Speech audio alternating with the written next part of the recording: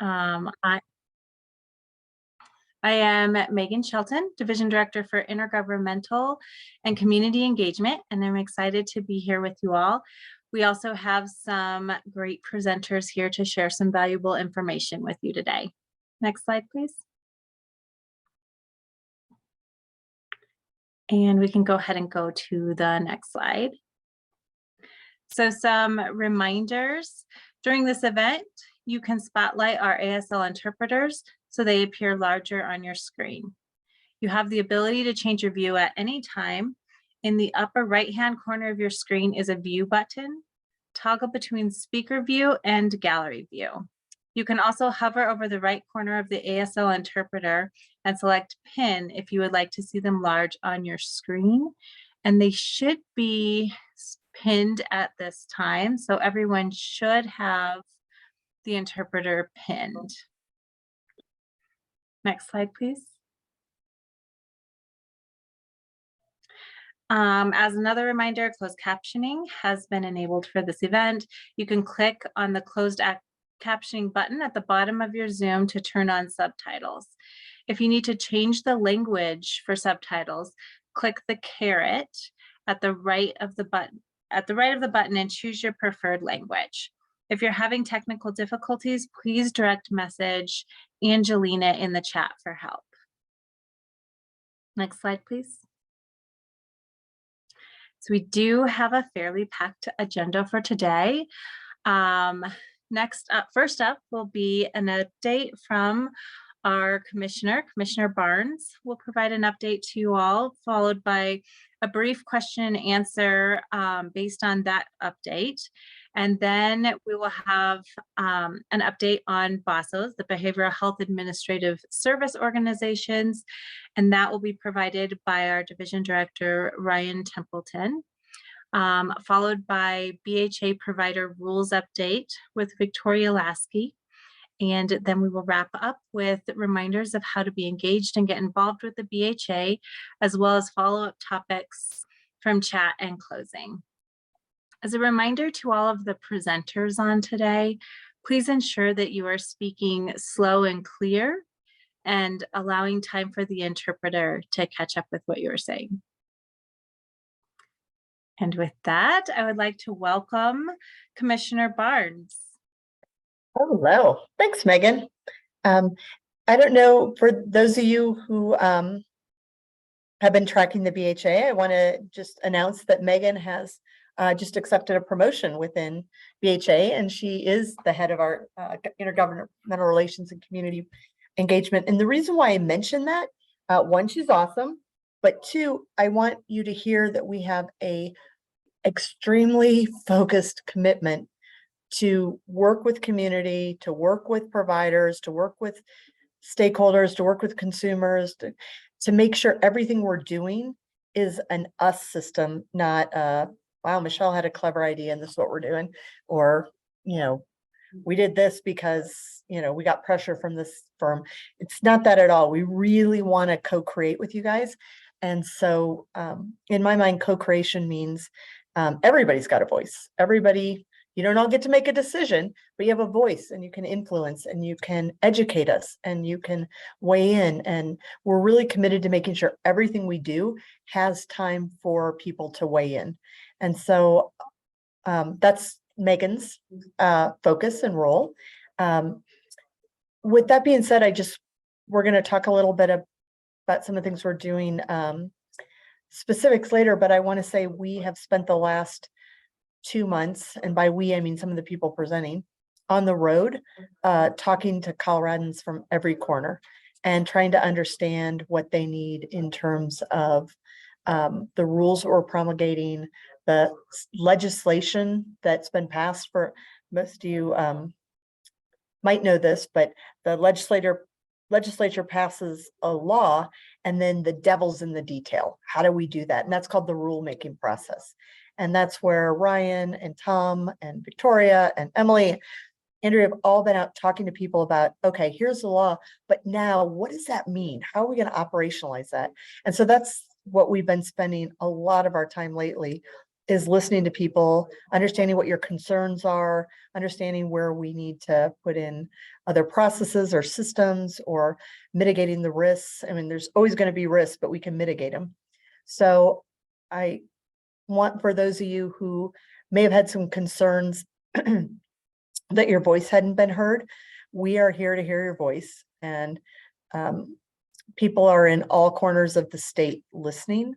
We've always got, and I know, Megan, you're going to get to this later, all kinds of ways people can weigh in and make sure their voice is heard. So while our formal stakeholdering's done, everything's continuing. So you can always reach out to us, offer your opinion, ask us to join a meeting, ask us to have a cup of coffee. Any of us, like, we'd love to hear what's on your mind and what works in your community. So I just want to extend that very gracious invitation to make the BHA be driven by community as opposed to,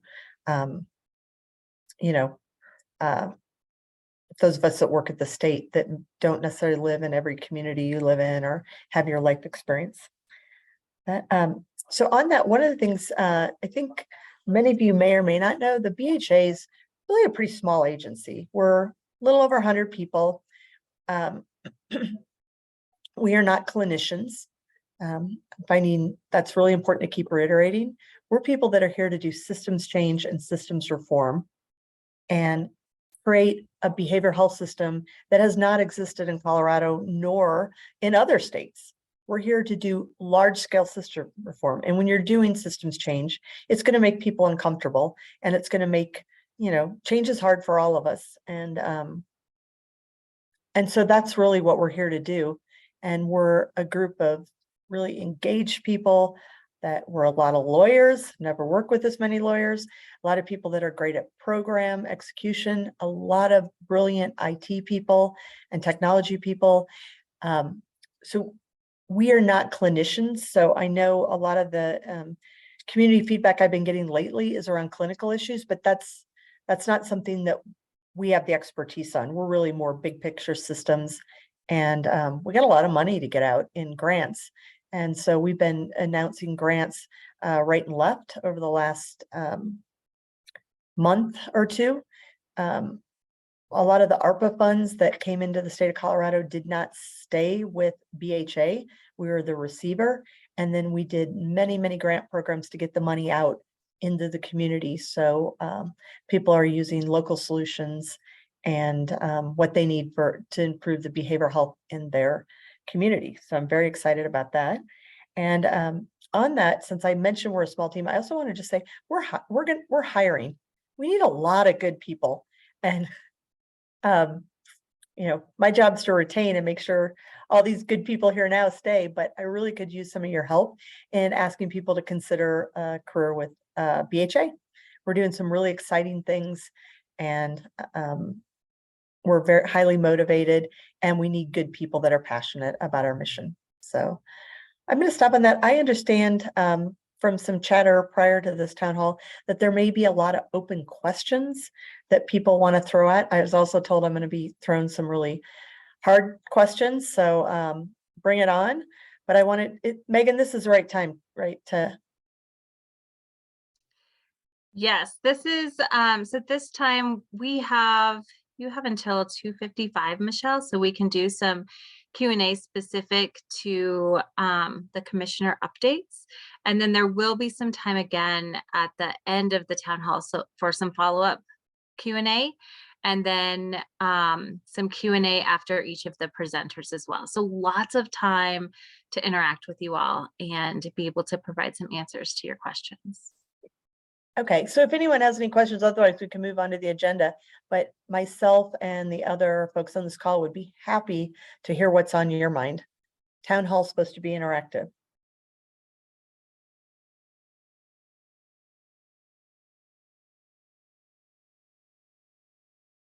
Megan, what should they do if they have a question? Raise their hand, or is there? They can raise their hand. They can also put it in the Q&A and we can read those questions aloud and answer them. Okay, I'll be quiet then.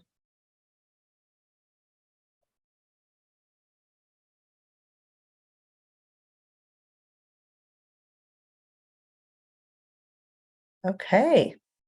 You guys, I pulled an all-nighter getting ready for this. Megan, there is a question in the Q&A. I'm not sure if you want me to read it or if you want to read it.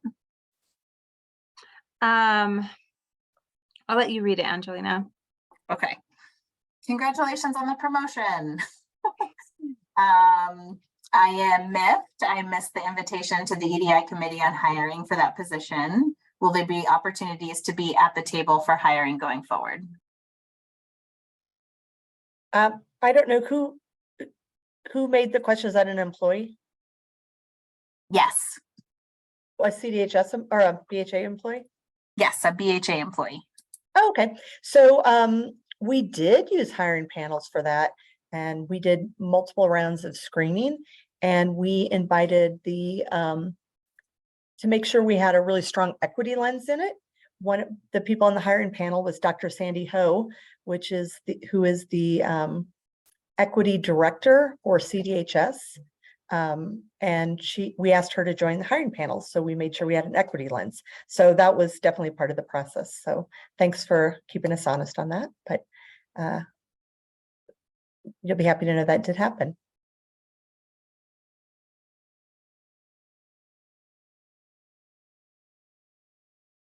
Okay, I guess we're going on to the next presenter. And that's great. I'll be happy to answer any questions that come up in chat while my colleagues are speaking. Okay, and I just wanted to quickly address, it looks like there's just a note in the chat that says we can't see the Q&A questions. I believe only the presenters can see those, and so we will read those aloud as they come up in the Q&A, but you can also put questions in the chat, and it looks like Angelina is already on that, answering that question as well. Great, thank you. All right, I think I'm handing off to Tom Miller. No, Ryan Templeton. To Ryan, yes. Thank you, Commissioner Barnes. So I'm Ryan Templeton, he, him pronouns. I'm the Division Director of Policy and External Affairs with the Behavioral Health Administration. If we can move to the next slide. I'm here to talk about BHASOs. Hey, Ryan, can I just ask you to slow down a little bit for the interpreter? Thank you. Calm down, Ryan. Right? All right, so Ryan Templeton, Policy and External Affairs Division Director with the BHA, here to talk about the Behavioral Health Administrative Service Organizations and some timelines. What are BHASOs? What is the BHASO role? And what are we doing with BHASOs, right? So one of the things that the Behavioral Health Administrative Service Organizations are statutorily required, right? Designed statutorily to combine what the administrative service organizations do for our crisis response system, what our managed service organizations do for our substance use disorder services across the state, as well as consolidate the services offered by community mental health centers into a true behavioral health intermediary structure with really the role of those BHASOs to provide that full continuum of behavioral health safety net services across regions and communities, right? We started off with this process at the BHA is that we were really focused on regions, right? This is about services. This is about how people access services across Colorado. So really it's more important to us to talk about what service delivery looks like and how services are being provided. Statutorily, we're also obligated across the state to make sure that people have access to a list of 14 safety net services that range from recovery support services to different types of outpatient services to inpatient services and emergency and crisis services. So across a full continuum of services, people have to have access to those. It's a big calling of what the BHA is responsible for, right? And how we are going to execute that is through these behavioral health administrative service organizations.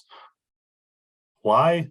There's contracting efficiency when we have an intermediary. We have great contracting staff at the BHA, but it takes a long time to contract with state agencies. So this allows more subcontracted entities to come in, or entities to subcontract with our BHASOs to really form that full continuum of safety net services, and also allows us to have an entity that interfaces and aligns services with those managed care entities like healthcare policy and finance, or the state Medicaid agencies, regional accountable entities, which are the RAIs. So that's really the why behind the BHASOs, kind of beyond the statutory requirements. but then also some of the role of the BHASOs. Like I said, provide that continuum of safety net services, also connect people to care and ensure that there's timely access to the services. These entities are responsible to ensure that those services are available to people, all people across the state, and making sure that there isn't gaps within the system that they're responsible for. And how are those gaps filled? It's providing care navigation services, those care coordination services to individuals that need access to them. There's a role with care coordination for the state. There's a role with intermediaries, just like with the regional accountable entities. There's a role for BHASOs within care coordination, as well as there's a role for providers as well. And then also, yeah. Sorry, can I just remind you again? I'm just watching the interpreter and I think he's having a hard time keeping up with you. Slow down on the coffee, Ryan. I know. I get excited in group meetings. So We're all yeah. excited about BHASOs. Yay. Yep. And then the last piece here is that, and a change from the legislative session this year, is that the BHASOs are going to be the entities that receive the direct feedback and are responsible for the regional subcommittees to receive feedback for what do communities need? What do the regions need? And then the BHASOs will make those adjustments with the BHA to their system and what services look like in those regions. We know that not every community has the exact same need, right? We want to make sure that this is a community specific as much as we can in a regionally specific services. So this allows, and hopefully with the BHASO structure, it allows for that more community-based approach to what service delivery looks like as well. Last bucket here is the timeline, right? If we go backwards here, the go live July 1st of 2025, like, wow, Ryan, that's a long ways away. Well, we just extended that with a bill this year because there was a lot going on. You may have heard of when we were talking about the original plan of an ITN or an invitation to negotiate. We now have the ability to pull that back and go through a request for information, which is really a tool to gain that market research about what BHASOs fully need to do, that will be released here shortly in the next couple of weeks. Encourage everyone to look at that, respond to that, because y'all are the experts in what the system needs and what our BHASOs need to do as well. So that's an opportunity to participate in that process to really inform how we procure or go through that, sending out what we need BHASOs to do through that formal request for proposal, which will go out in April of 2024, right? And then the go live July 1st of 2025, that time through the RFP process and the back and forth with those potential negotiations, and then the launch and rollout of service delivery and setting up those networks to be fully launched by July 1 of 2025. So that's the timeline structure. There has been some changes over this calendar year based on legislation passed earlier this year to extend the timeline, but that allows for us to get more information about what these BHASOs truly need to do to support the needs of the people of Colorado. Guessing there's some questions.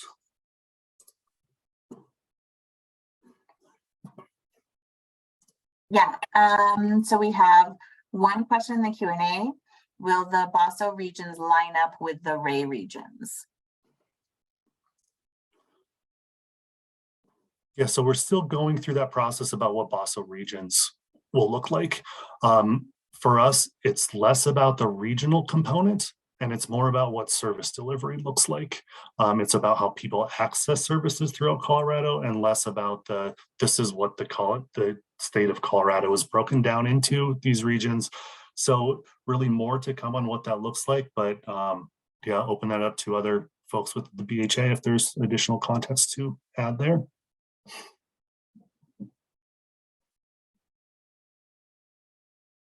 Okay, and then you have another Q&A question, Ryan. What are the plans to add more inpatient beds and associated staff for children and adults in behavioral crisis who cannot go back home? You can have a process, but that needs more services. Yeah, and I think this is the opportunity for us to work with the BHASOs, those regional entities, as well as working across our partner agencies with healthcare policy and financing, with the Division of Insurance, and making sure that we are addressing what that need looks like on a regional standpoint as well as statewide and community specific. I think we have some work to do. We obviously have some work to do with that, and I think that's also the opportunity to connect with groups like this. As well as coming up with what those solutions look like to address, the needs of the people of Colorado.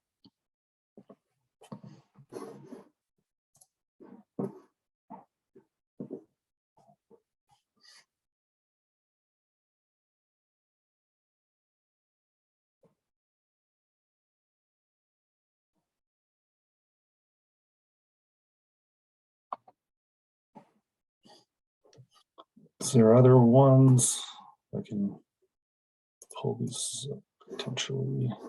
We just got one. Do the BHA and CDHS have different values and equity priorities?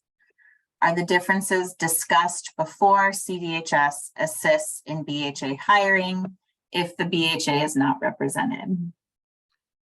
I think this is not specific to BHASOs. I think this is a more general question, it looks like.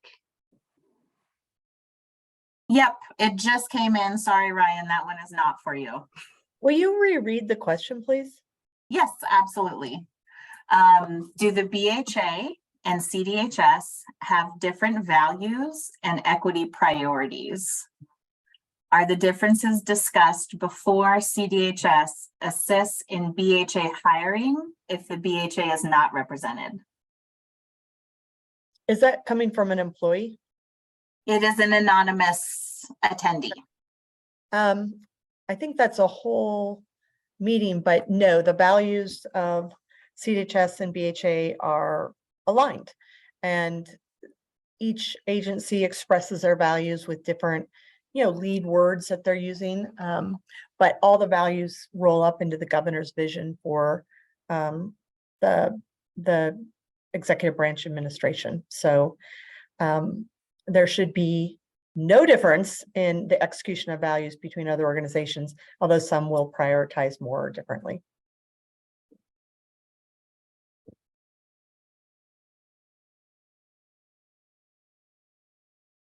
That's all I have for now in the Q&A in the chat. Perfect. Thank you for clarifying that one, Michelle. You bet. And then are there any other questions on BHASOs? Yep, and thanks for the opportunity, and thanks for the reminders to slow down, Ryan, as well. So we'll put that in the, yes, calm down, buddy. So Thank you so much for sharing that information, Ryan. Next up, I would like to introduce Victoria Lasky, our Safety Net Associate Director, to talk about the BHA provider rules update. Welcome, Victoria. Thank you, Megan. Glad to be here today.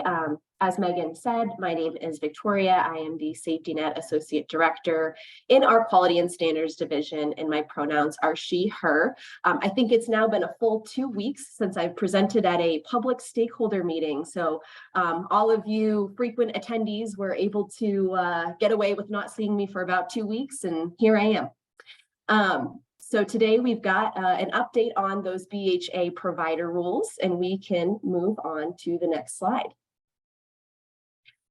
So for those that have been following along, and for those that haven't been, I'm happy to give a brief overview right now.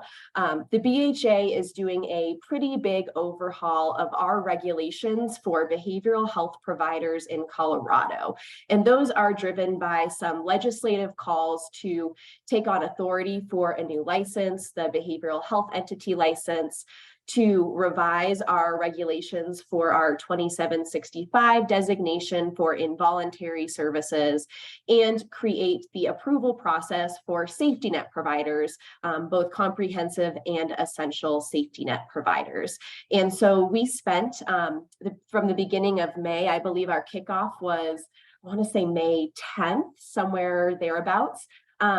through June 23rd, we were receiving feedback and having those conversations that Michelle was alluding to earlier in the community about the provider rules and these changes that are being made.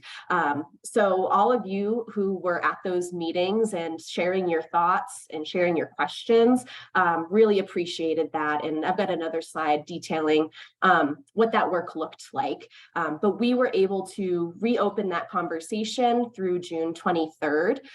The safety net team, who many of you are probably familiar with, our rule drafters, spent that next week incorporating feedback into the rules as appropriate. And we were able to send off those rules to our Attorney General's office for legal review on June 30th. So that legal review is underway. We are currently having our attorneys review these proposed rules for constitutionality, for legality, to make sure that those are good to go onto state board. So our next big stop is our first reading at the State Board of Human Services on Friday, September 8th. So that will be when we are presenting these proposed rules to State Board, who ultimately has the authority to adopt these rules. We put our second reading at State Board. There's a requirement to have these 2 different readings of the rules. Our second one will be in November, on November 3rd. And we intentionally spaced those out. So you'll notice that we did not plan to go to State Board in October. And that is because we anticipate receiving some helpful testimony at State Board that may inform some changes to the rules. And we want to make sure that we have time to incorporate any of those changes by the time we go to second reading in November. Hopefully, these rules will be adopted in November by the State Board of Human Services for a January 1st of 2024 effective date of the rules. I put a little asterisk there. For any licensed providers on the call, want to make sure I emphasize that this does not mean that you are subject to all new regulations starting January 1st. You will be coming under these new regulations as your current license is expiring and up for renewal. So just want to make sure that I make that point clear. Next slide, please. So this is all that information that I just shared, but in a little bit of a different format, a little more visually pleasing, I think. So this demonstrates when we had that additional stakeholder engagement in May and June. We had that week of integrating feedback at the end of June. We are currently in legal review now through August.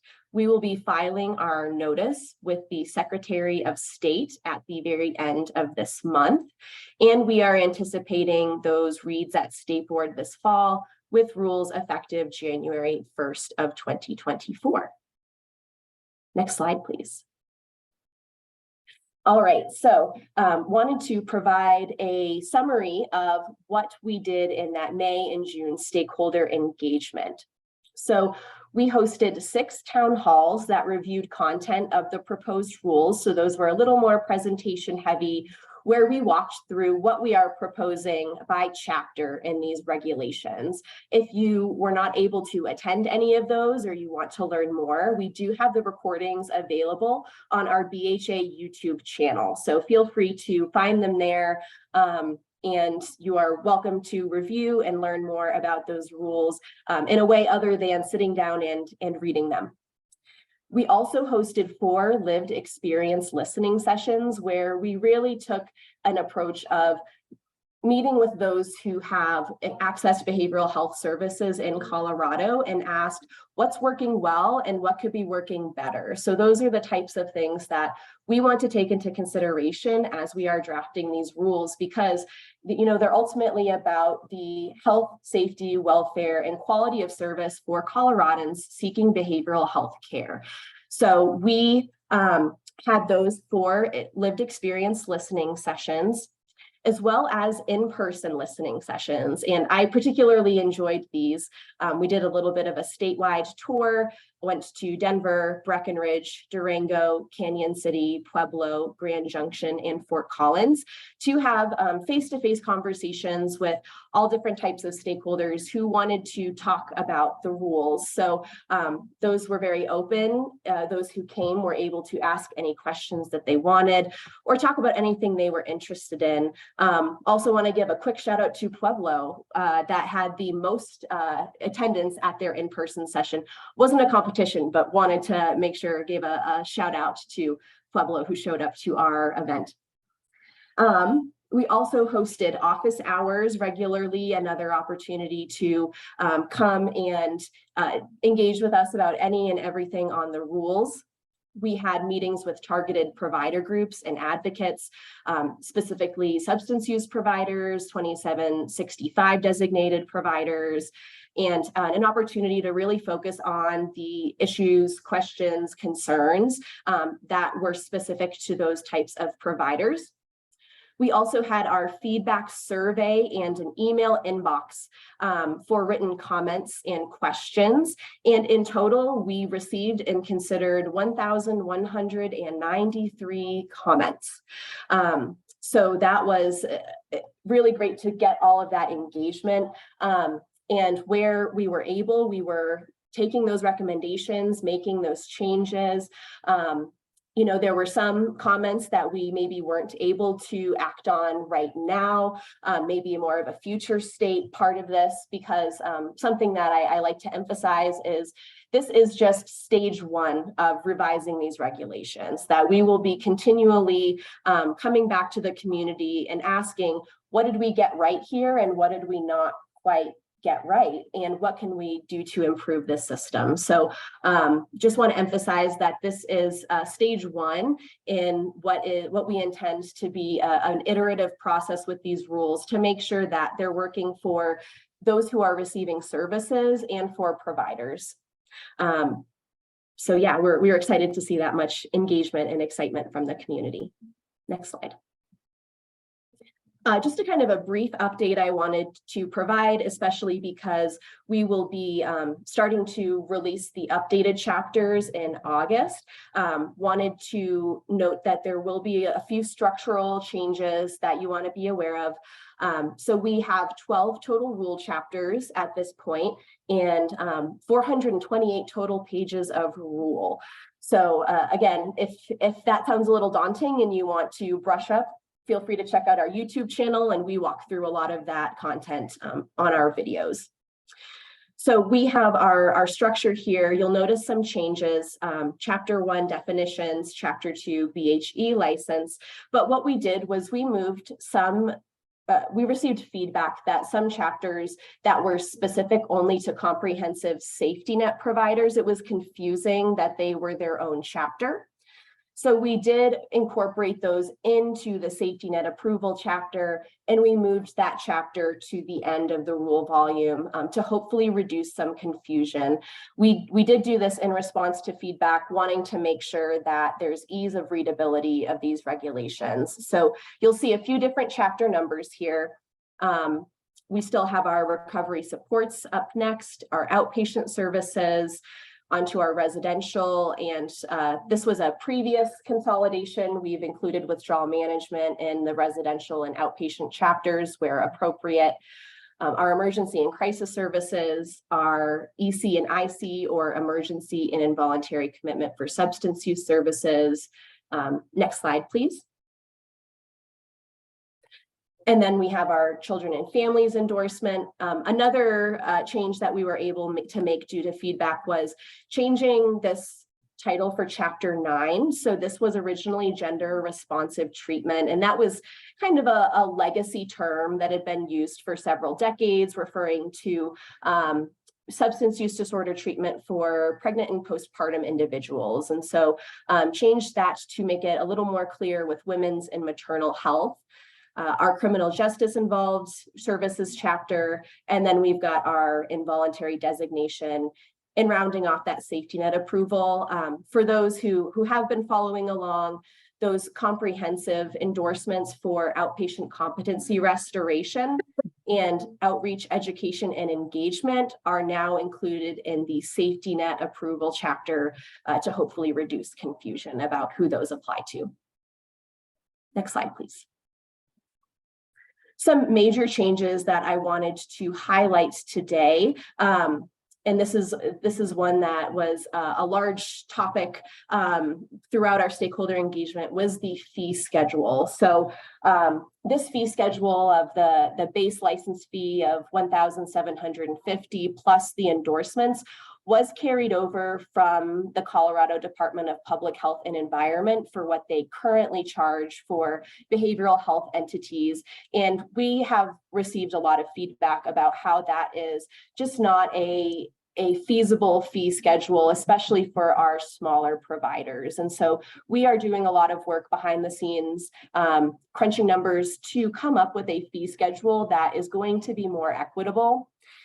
We don't have that exact update now, but I just wanted to assure you all that that is something we take very seriously and something that we are working on behind the scenes to propose an alternative fee schedule there, and really appreciate all of your input in helping us understand the gravity of this particular issue.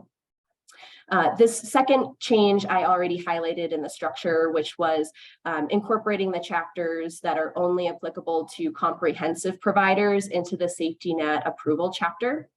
And another update, which I think I had given kind of piecemeal throughout the stakeholder engagement process, but wanted to also highlight, is this Facility Guideline Institute review, which is also a requirement of the Department of Public Health and Environment. We are proposing to remove that requirement based on some stakeholder feedback and our own internal analysis of what a value add that really is, compared to the burden that we've heard be associated with that. Next slide, I think, is questions, and I see a few that have popped up. We did have some. Tom has been diligently responding to the questions as you've been talking, Victoria, so thank you, Tom. Let me put this link in the chat. Someone had asked about who should attend the rules readings. So I don't know, Victoria, if you just want to kind of give, I know Tom did write a response, but maybe that's a good question to share with the whole group in case folks aren't seeing the Q&A. Certainly, and I appreciate Tom taking a crack at those while I was speaking, and I'm happy to relay them live as well. So yes, the readings at State Board, it is a State Board of Human Services meeting, and they always welcome written or oral comments or testimony from those affected by the rules. So I can also put the link in the chat for how to find more information about how to join that meeting or how to provide written or sign up for oral testimony. But anyone who is affected by these rules, who wants to make a comment, either something that they would want to see changed or a testimony in support, would be more than welcome to come and share those thoughts with the State Board of Human Services.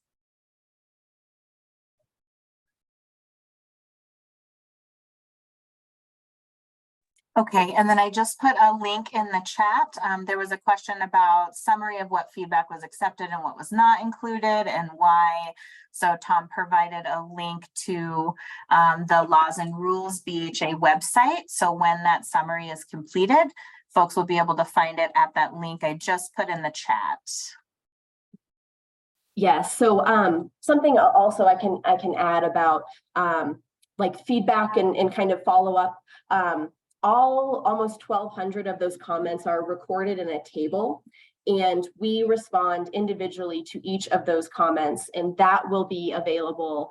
Again, if you wanted to go on a scavenger hunt, you would be able to find that on the Secretary of State website somewhere, but we will make that easier to find by putting it on our website so that you all can review the comments provided and those responses and the changes that were made based on that feedback.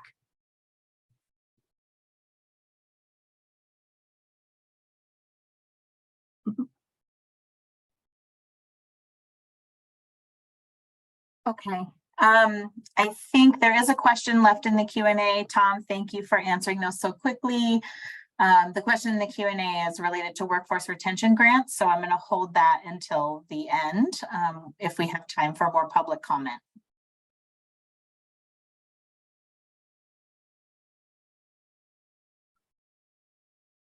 I will also note for the attendee who asked about saying they were currently licensed as a BHE, what does the transition look like? We also have a document really specifically for you about transition guidance and what does that look like on that laws and rules webpage, which Tom put in the response. So we do have a document that will hopefully start to answer those questions. But if any additional ones come up, I also want to encourage any or all of you to use our email inbox. That it's the same one we used for stakeholder feedback.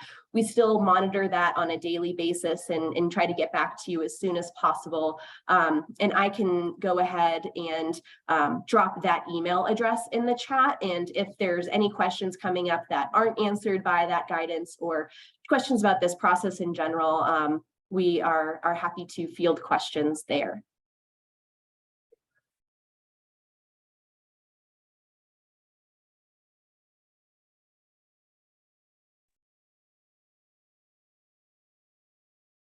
There is a question in chat about 2765, which I'm happy to try to answer live if there is time for that. So we actually have this whole next session is dedicated to Q&A. And so if there's not more specific, any specific questions for Victoria and the information that was just presented, we can move on to the general Q&A. As we really want the town halls to be interactive. We want to hear from you. We want to hear what your questions are. And we want to be able to share this space to be transparent and answer those for you. And so we have quite a bit of time now that we can go ahead and start answering those questions. So Tom, if you want to start with that one, you're welcome to. Thank you for that, Megan. And I didn't want to take that out of order necessarily. I just thought that probably related more to rules rather than any other portion of the presentation. So we got a question from an anonymous attendee regarding timelines for 2765 requirements. Specifically, there are 3 sections of timelines based on different parts of the reauthorized 2765 statute that went into place. And for those of you that don't live and breathe 2765, that actually refers to a section of Colorado statute that governs involuntary care. So think short-term, long-term certifications and 72-hour emergency holds. So while the BHA is in the process of hiring staff to specifically design and implement those trainings, we do have people that can currently provide technical assistance should a person receiving services, a facility that is 2765 designated or wishes to apply to be designated, we can provide technical assistance to any and all of those particular individuals in groups. We do get questions about enforcement of rules, and this may be part of what helps this particular person. What we have agreed to do is when the rules become effective January 1st is not to begin enforcement of those rules. And when I mean enforcement, I mean any adverse action against a licensee or a designee, that what we will do instead of taking that adverse action is provide technical assistance so that the facility in question can become familiar with the new requirements of the rule. Of course, the difference would be unless there is a life safety type issue with a person in service then there will be no technical assistance. We will begin an enforcement process as appropriate. So hopefully that answers the question, though. If the person that asked cares to provide any additional detail, I can either expand on that or that person can feel free to reach out to me, and I will put my email address in the chat. Back to you, Megan, I think. Thank you for answering that one, Tom. And it looks like there are some more questions in there. Both of the two questions not related to Tom's response are around workforce retention grants. So the first one was, is there a new anticipated announcement date for the workforce retention grant awards? The second is if the peer support workforce grants RFP, when is that announcement coming?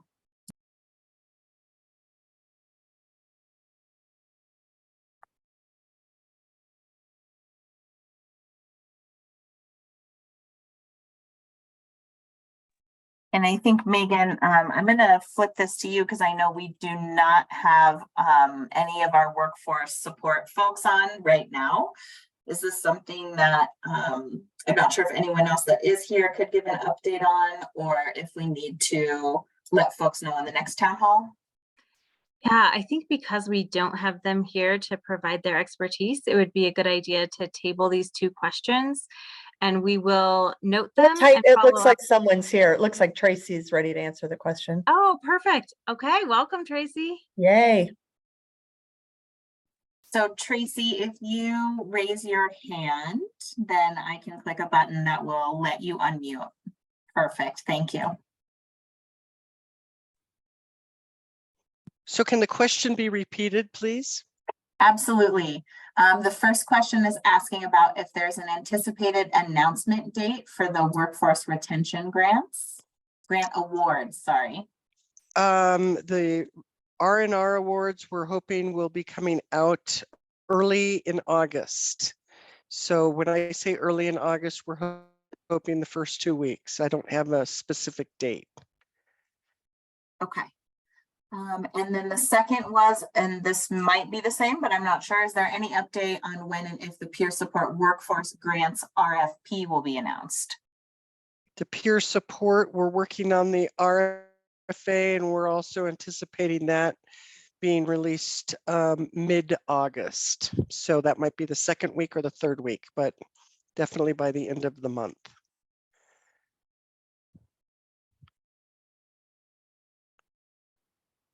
Thank you, Tracy.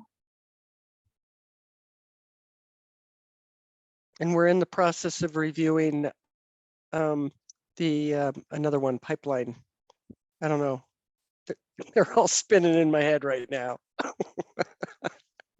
I'd have to pull up my spreadsheet that keeps me on track, but we're hoping to get 3 of them out here and functioning in the next couple of months. So things are happening. Thank you so much, Tracy. That was helpful. Mm-hmm. And we still have about 5 more minutes for Q&A if there's other questions that folks have.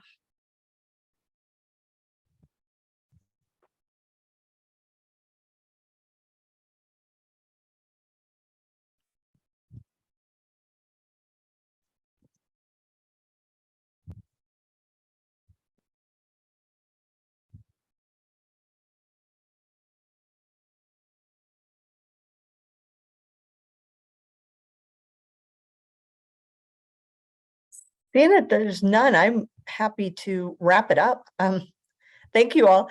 We picked the topics we thought would be most interesting to you.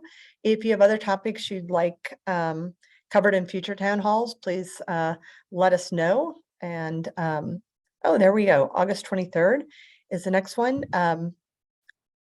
These are what we think the topics you want to talk about. If there's something else you want to talk about, like workforce development, I think we owe maybe a little more elaborate answer on all the things we're doing on workforce development, because it's super exciting. If people are interested in that, we can give an update at the next meeting as well. Anyway, for now, thank you guys for joining. I appreciate your engagement. And this isn't meant to be a one-time thing. I think people been putting their contact information in the chat, and feel free to reach out to any of us at any time. And thank you. Enjoy the rest of your day. Thank you, Michelle. There's another slide also. Oops. That's okay. Oops, oh, go ahead. You have Um, better follow-up. Oh, no, it's okay. Yeah, I'll just run through this really quick. And so these are just some additional ways that you can be in contact with the BHA. You can subscribe to the BHA's monthly newsletter. There's also an open feedback form on the BHA website. And then we have a stakeholder BHA event calendar. And so on that calendar, you can find things like the monthly provider and crisis convening, the monthly BHA town halls, the BHA advisory council meetings, the behavioral health planning and advisory council, and there's many other meetings on there as well. So please check that out for other opportunities.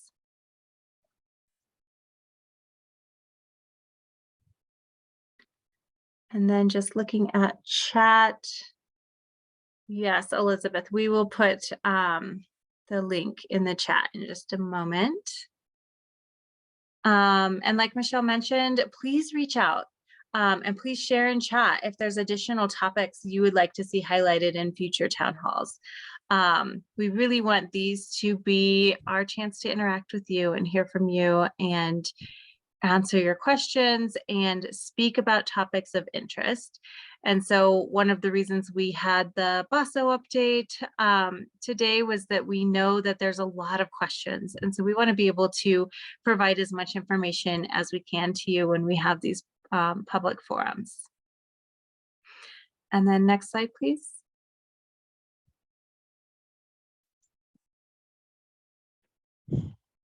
So you can scan this with your phone. And so this might be also, Elizabeth, you can get the link here by scanning this on different ways that you can connect with the BHA. And Angelina, thank you for putting that link in. I will just say it says next meeting, June 28th. I assume that's just a typo. That is a typo. That is my error, and I did not catch it. So thank you for bringing that up. I was sitting here trying to remember what month we're in. Next meeting is August, I believe the 23rd, at the regular time of 3 to 4. And so again, thank you for your flexibility as we combined the June and July town halls. This time we will resume in August our regular cadence with the 4th Wednesday of the month from 3 to 4 p.m.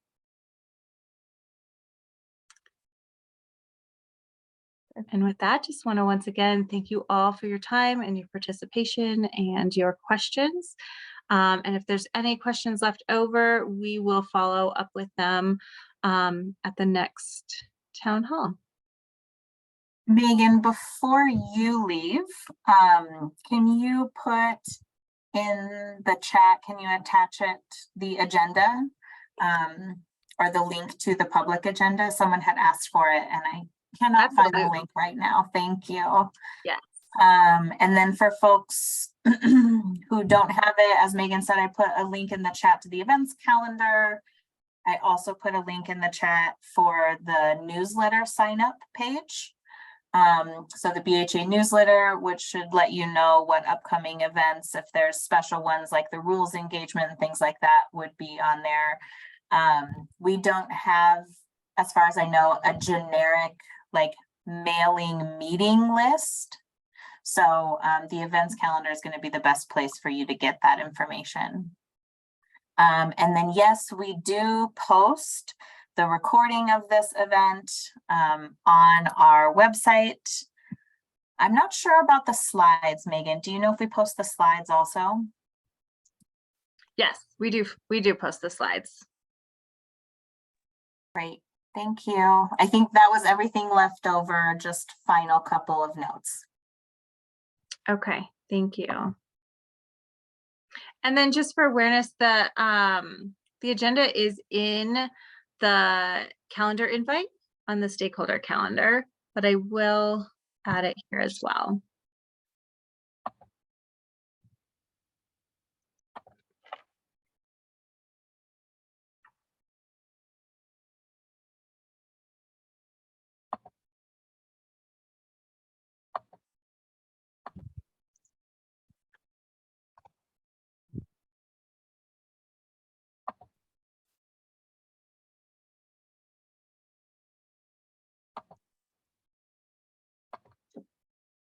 right, wishing you all a wonderful rest of your week and until next time. Thank you again.